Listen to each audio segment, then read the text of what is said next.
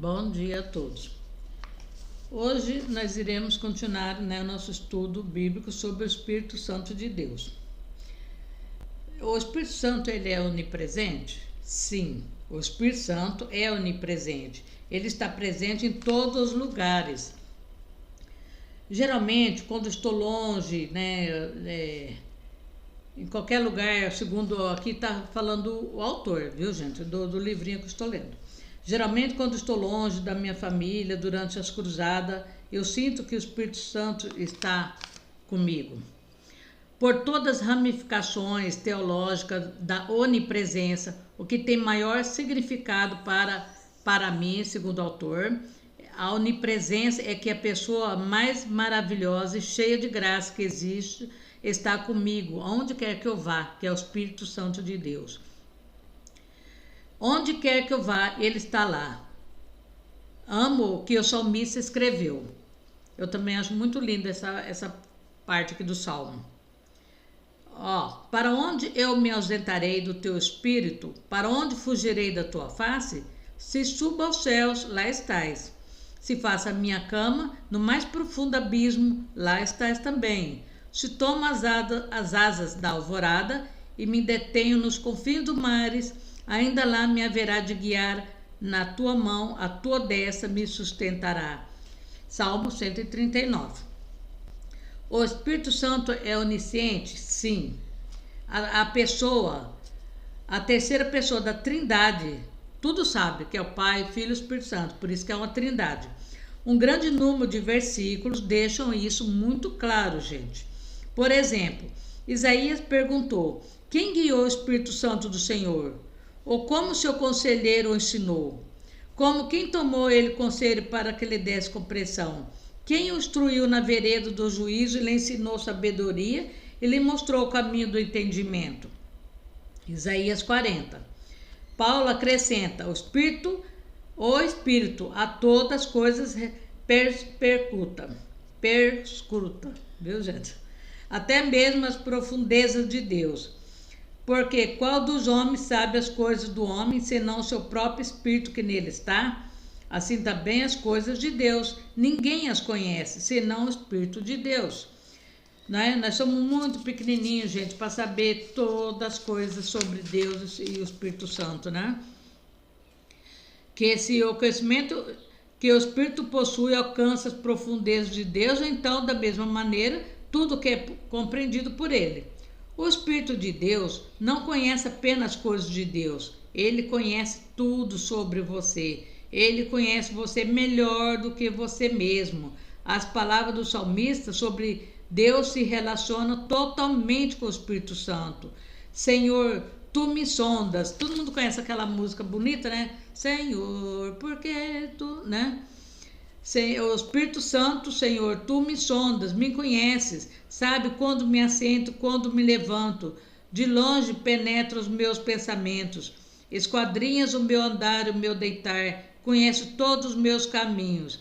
Assim a palavra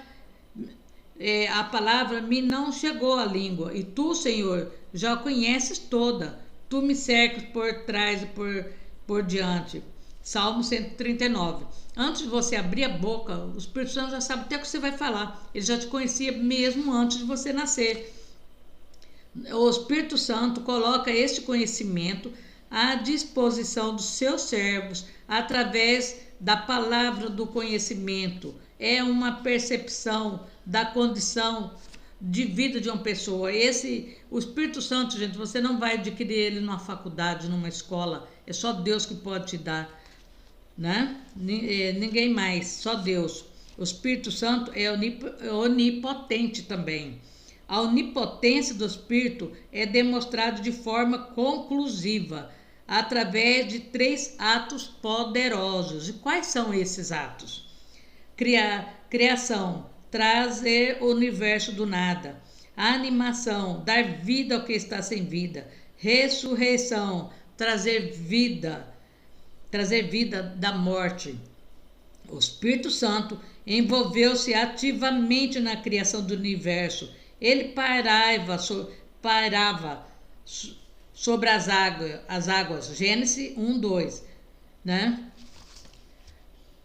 Foi através do Espírito que o Senhor criou soberanamente tudo que existe. Criou tudo que existe. O Espírito Santo também envolveu-se ativamente na obra de animação. O que é a obra de animação para vocês?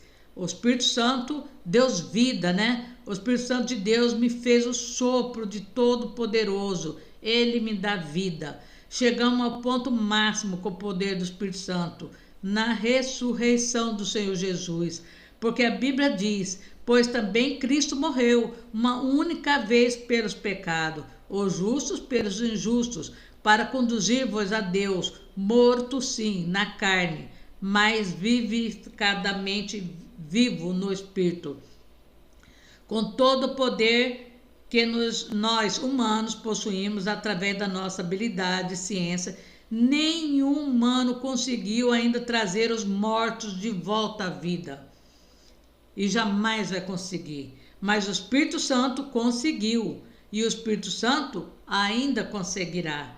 E ao olhar o dia daquela ressurreição, não se esqueça que esse tremendo poder de ressurreição está ao seu alcance agora. Basta você querer.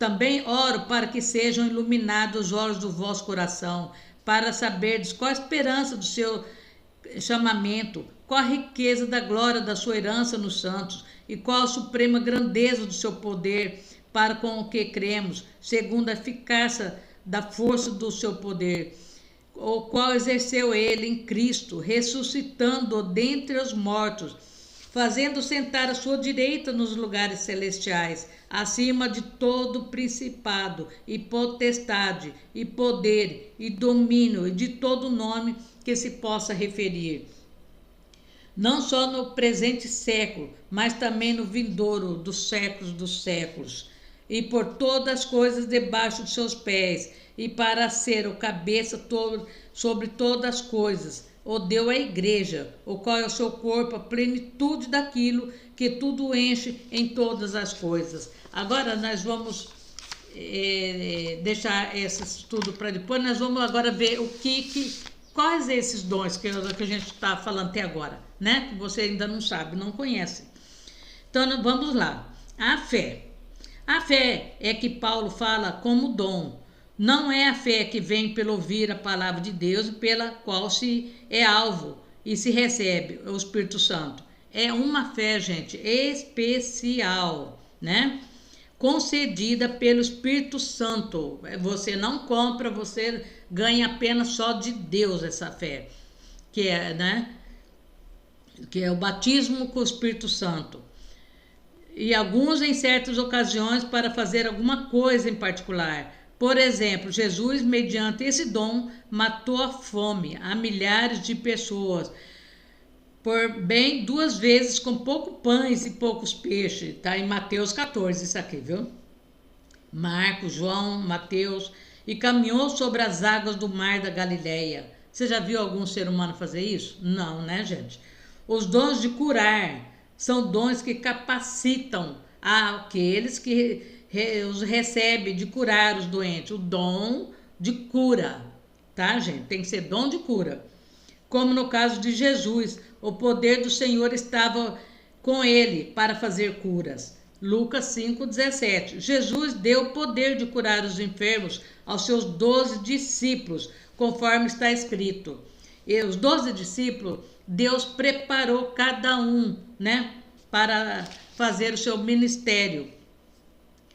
E chamando os seus 12 discípulos, deu-lhe o poder sobre os espíritos imundos, para os expulsarem, para curarem toda a enfermidade, todo o mal, né? Cada um recebeu um dom, e eles curavam os doentes, vivendo Jesus conforme está escrito. E saindo eles, percorreram todas as aldeias, anunciando o evangelho e fazendo curas por toda parte, porque eles tinham o Espírito Santo com eles. Lucas 9,16. Também o apóstolo Paulo tinha dons de curar, gente. Ele era um profeta assim muito abençoado por Deus. Curar, de fato, em Malta está dito: aconteceu estar de cama, enfermo de febre e disenteria, o pai de Públio. Paulo foi visitá-lo e, havendo orado, impôs-lhe as mãos e o curou. Feito, pois, isto, vieram também ter com ele os demais, que na ilha tinham enfermidade, e todos foram curados pelo poder de Deus. Se cuide bem, porém, para evitar pensar que quem tem os dons de curar pode curar indiscriminadamente quem quer, porque a cura, para que possa acontecer, necessita do que? Da fé, por parte do doente também, viu, gente? Recordai-vos em Nazaré, Jesus não pôde fazer muita obra poderosa por causa da incredulidade que havia naquela cidade, pessoas muito incrédulas, né? E também da permissão de Deus, ou seja, que a cura do indivíduo entre no querer do Deus para com ele naquele tempo. Você também tem que ter o coração quebrantado pelo poder de Deus, né? Que Deus não entra numa casa sem bater porta, viu, gente? Ele não entra, ele pede permissão, eles são educados, não é que entra de qualquer jeito. Quem entra de qualquer jeito é o Satanás. A respeito disso, façamos presente que Paulo, quando escreveu a Timóteo a primeira epístola, ainda não tinha curado Timóteo das suas frequentes enfermidades. Ele tinha muitas enfermidades, né? E quando ele escreveu a segunda epístola, disse a Timóteo de ter deixado Trofimo doente em Mileto. Isto nos ensina que quem recebe os dons de curar, se deve também ele submeter à vontade de Deus. Uma outra coisa a dizer a respeito das curas é que quando também uma pessoa não tem os dons de cura, ele deve orar pelos irmãos doentes para que Deus os cure. Você pode não ter o dom, mas você pode orar e pedir para Deus curar aquela pessoa, ter misericórdia da pessoa, viu, gente? Nota-se que é uma ordem e não algo de facultativo. A cura acontece pelo poder de Deus mediante a fé por parte do doente. Você pode ter uma fezinha do tamanho do grão de mostarda, que vai ajudar muito a sua vida. Para descrever isso, não há melhores palavras do que aqueles que Pedro dirigiu aos judeus, depois de ter curado o coxo à porta do templo, dita Formosa. E pela fé no seu nome, fez o seu nome fortalecer. E este homem que vedes e conheceis, sim, a fé que vem por ele, deu a este na presença de todos vós esta perfeita saúde, porque ele creu e ele teve fé. Essas palavras as pode dizer todo aquele que recebeu os dons de curar depois de ter curado um doente, se deseja ardentemente, pois, os dons de curar, e quem os recebe os põe ao serviço dos homens sem pedir compensações, não pode ser cobrado. Você não pode cobrar pelo seu dom. Eu oro para as pessoas, eu não cobro, né? Por orar.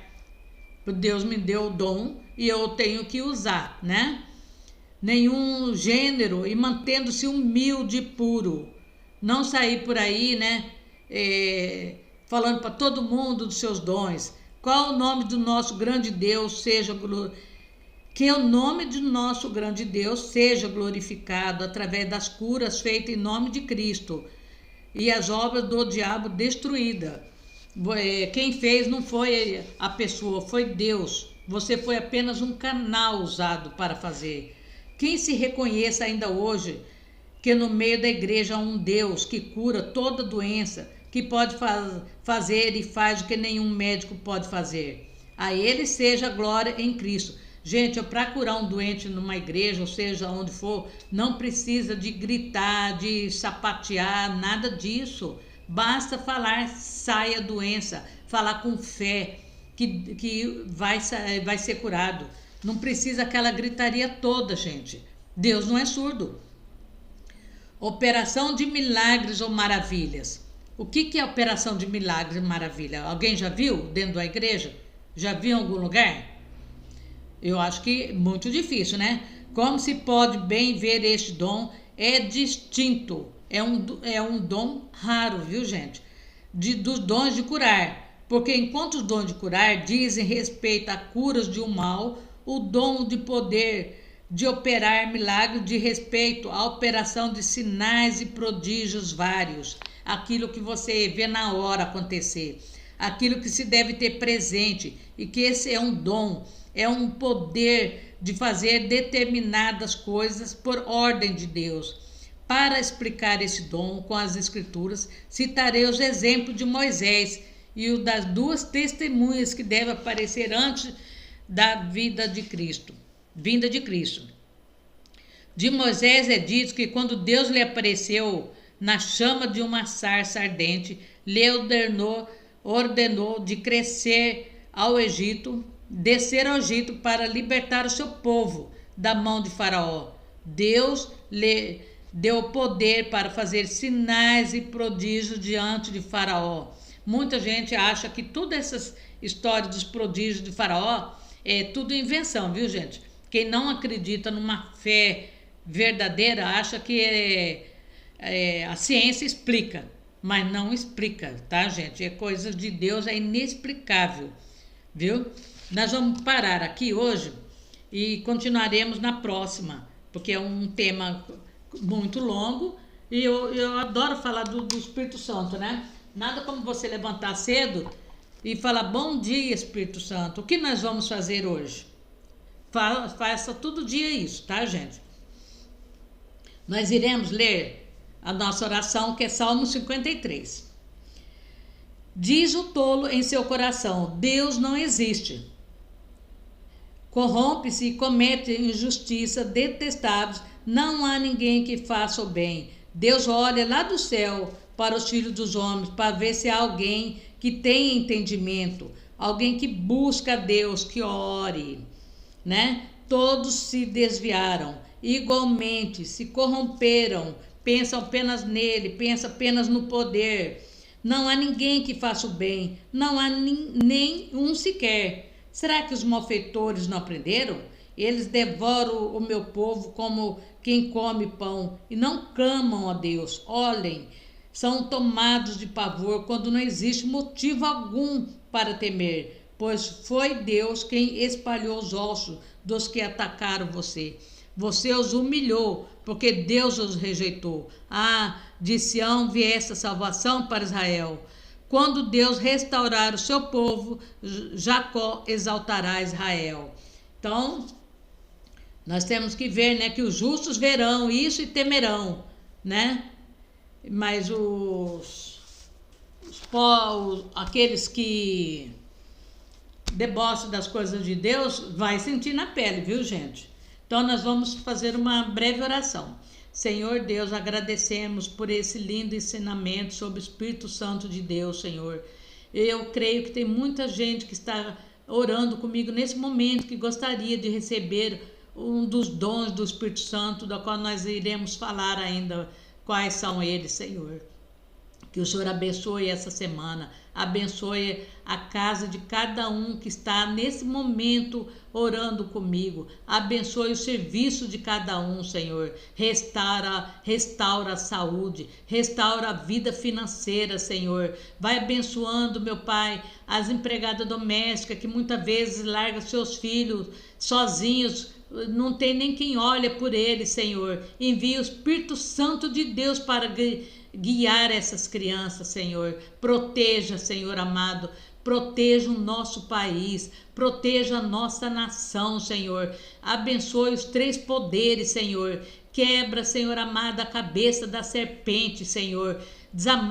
Desata todos nós, Senhor amado, todas as emboscadas do maligno feito no oculto, Senhor. Que venha a luz do dia sobre essa Bíblia Sagrada, eu peço a Ti, Senhor, e clamo, Senhor, para que o Senhor passe na frente, meu Pai. Vai abençoando a nossa semana, abençoe grandemente a todos que estão orando comigo, vai tirando toda a tristeza, toda a mágoa, todo ressentimento, toda doença incurável que o Senhor passa na frente, que o Espírito Santo de Deus sopra na casa de cada um, no poder de Deus e no sangue de Jesus. Amém. Muito obrigado e até amanhã, se Deus quiser, tá? Fique com Deus. Se vocês gostaram, compartilhe, deixe o joinha, viu? E até amanhã, se Deus quiser. E, por favor, gente, se inscrevam no canal, tá? Obrigado. Até a próxima. Tá?